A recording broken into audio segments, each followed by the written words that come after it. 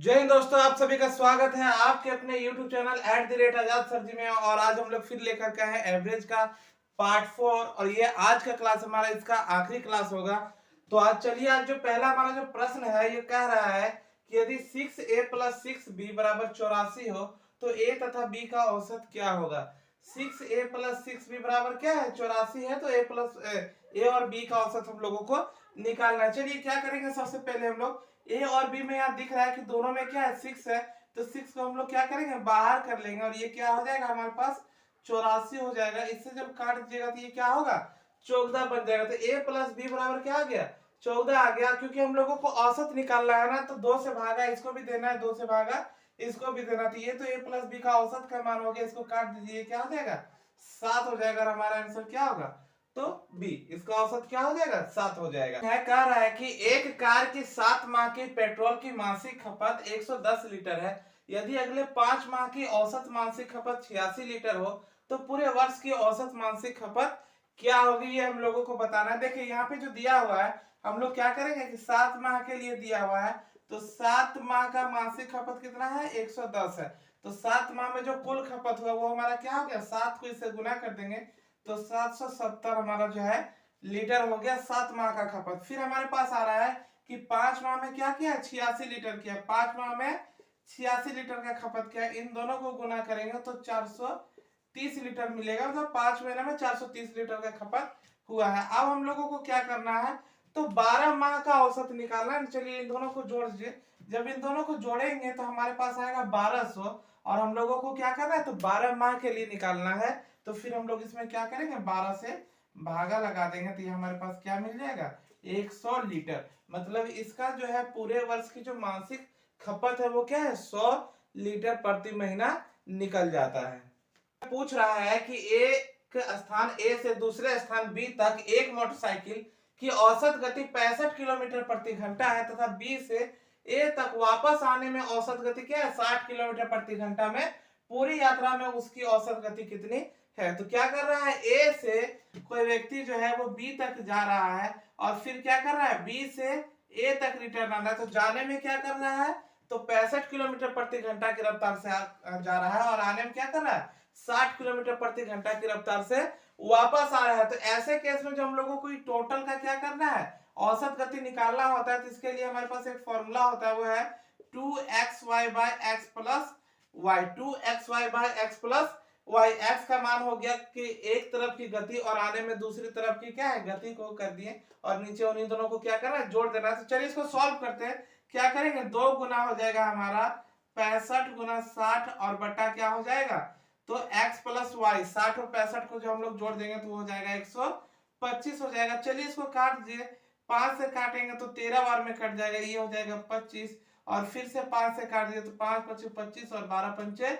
60। जब हम लोग 13, 12 और 2 को गुना करेंगे तो चलिए इनको गुना कर लीजिए, ये हो जाएगा हमारा 13 दूना 26 हो जाएगा। 26 को जब 12 से गुना करेंगे तो 260 हो जाएगा, 260 और फिर 52 को ऐड कर देना हम लोगों को, तो 260 और 52 क्या हो जाएगा हमारा 312/5 हो जाएगा। इसको जब हम लोग सॉल्व करेंगे तो ये हमारा क्या आ जाएगा, 62.4 किलोमीटर प्रति घंटा निकल जाएगा। तो इसका ऑप्शन सी क्या होगा, सही होगा। ये रेलवे परीक्षा 2006 में पूछा गया प्रश्न है और अक्सर ऐसे क्वेश्चन क्या करते हैं, हमारे एग्जाम्स में आया करते हैं। तो इस क्वेश्चन को आप एक बार जरूर ध्यान देखिए। ये जो प्रश्न है कह रहा है कि 50 संख्याओं का औसत 36 ज्ञात किया गया।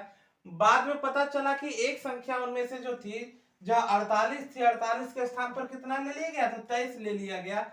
तो शुद्ध औसत अब क्या होगा, जो गलती हो गया वो गलती किस कारण से हुआ कि 48 के स्थान पर 23 ले लिया गया। तो हम लोगों को देखना है कि अंतर कितना का मिल रहा है, कि 48 जब हम लोग 23 ले लिए तो आखिर कितना कम लिए। इनको क्या करेंगे, हम लोग घटाएंगे तो घटाने पे हम लोगों को मिलेगा 25। अब करना कुछ नहीं है कि टोटल संख्याएं कितनी थी, टोटल नंबर क्या था, तो 50 था। तो हम लोग क्या करेंगे, 50 से इसमें भागा लगा देंगे तो 25 से क्या होगा, 25 दूना 50 कट जाएगा और इसका मान क्या हो जाएगा, तो 1/2 हो जाता है। और 1/2 को हम लोग क्या करते हैं, तो 0.5 भी लिखते हैं। तो इसका मतलब क्या है कि शुद्ध जो औसत था 36 था, उसमें क्या हो गया, 0.5 की बढ़ोतरी होगी, 0.5 की बढ़ोतरी होगी। जब इन दोनों को हम लोग क्या करेंगे, ऐड कर देंगे तो हम लोगों को पता चलेगा कि क्या होगा, इसका जो शुद्ध औसत होगा वो 36.5 हो जाएगा। हमारा जो प्रश्न है कह रहा है कि एक थैले में 10 गेंद है जिनमें से कुछ लाल तथा कुछ क्या है सफेद गेंद है। सभी गेंदों का औसत मूल्य 28 रुपया प्रति गेंद होता है और यदि लाल गेंदों का औसत मूल्य क्या है 25 रुपया प्रति गेंद तथा सफेद गेंदों का औसत मूल्य 30 रुपये प्रति गेंद हो तो फिर सफेद गेंदों की संख्या कितनी हम लोगों को निकालना क्या है, तो सफेद गेंद का संख्या निकालना है। तो चलिए क्या है, तो टोटल नंबर ऑफ बॉल्स की कुल संख्या क्या है, तो 10 है।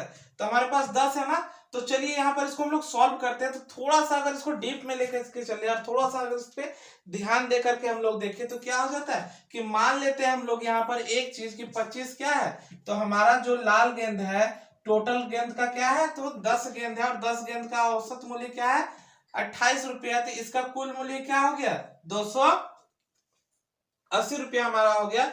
10 गेंदों का कुल मूल्य क्या हो गया, तो हमारा 280 हो गया। अब यहाँ पर देखना है कि लाल गेंद का औसत मूल्य क्या है 25 है। तो अगर हम लोग मान लेते हैं कि क्या है लाल गेंद जो है, लाल गेंद की संख्या हमारा x है और सॉरी सफेद गेंद की संख्या को हम लोग x मान लेंगे और लाल गेंद की संख्या क्या हो जाएगा हमारा, क्योंकि टोटल नंबर ऑफ बॉल्स क्या है 10 है, तो 10 में से इसको घटा लेंगे तो 10x हो जाएगा। ये क्या हो गया हमारा, तो सफेद गेंद हो गया और ये हमारा हो गया लाल गेंद का संख्या। चलिए अब क्या करना है, तो सफेद गेंद को हम लोग क्या करें, तो 30 रुपया प्रति गेंद की दर से मतलब उसका औसत मूल्य हमारा जो हो गया 30 रुपया प्रति गेंद हो गया। चलिए इसका कुल मूल्य क्या हो जाएगा, तो 30 गुना x हो जाएगा। औसत में क्या किए नंबर ऑफ बॉल्स को मल्टीप्लाई कर दिए, गुना कर दिए, तो ये हमारा 30x हो जाएगा। और इसके बाद क्या हो जाता है, तो इसके बाद हमारा हो जाएगा लाल गेंदों की संख्या। तो लाल गेंदों की संख्या क्या है 10 माइनस x है और इसका मूल्य जो है औसत मूल्य वो क्या है, तो 25 रुपया प्रति गेंद है। और इन दोनों को जब जोड़ देंगे तो हमारा क्या हो जाएगा 280 हो जाएगा। यहीं पे हम लोग इसको सॉल्व कर लेंगे। 30x हो गया और ये 25 और 10 और माइनस x है, तो हम लोग क्या करेंगे जब 25 को 10 से गुना करते हैं तो ये क्या बन जाएगा, ये 250 बन जाएगा। और इसी 25 को क्या करते हैं हम लोग जब यहाँ पे गुना कर देंगे 10 से, तो ये फिर क्या हो जाएगा माइनस जो है हमारा x से गुना कर देता है तो माइनस 25x हो जाता है। और इसके बाद हम लोग इसको सॉल्व कर लेंगे तो 25x में से 10x चला जाएगा तो हमारा हो जाएगा 5x, क्योंकि ये माइनस में है उधर जाएगा प्लस में उधर जाएगा तो क्या हो जाएगा माइनस में हो जाएगा। तो 280 में 250 घट जाएगा तो हो जाएगा 30। 5 से इसको क्या कीजिए भागा लगा दीजिए तो x बराबर 6। और x क्या है हमारा सफेद बॉल की संख्या है, तो सफेद बॉल की संख्या कितना हो जाएगी 6 हो जाएगी। और ये क्या है हमारा ऑप्शन सी इसका सही आंसर हो जाएगा। तो आज का हमारा क्लास यहीं पे समाप्त हो रहा है और इसी के साथ औसत का हम लोग आज चैप्टर फिनिश कर चुके हैं। और अब कल से क्या हुआ एक नए चैप्टर को नए ट्रिक के साथ स्टार्ट किया जाएगा। तो तब तक के लिए मुझे दीजिए इजाजत। जय हिंद जय भारत।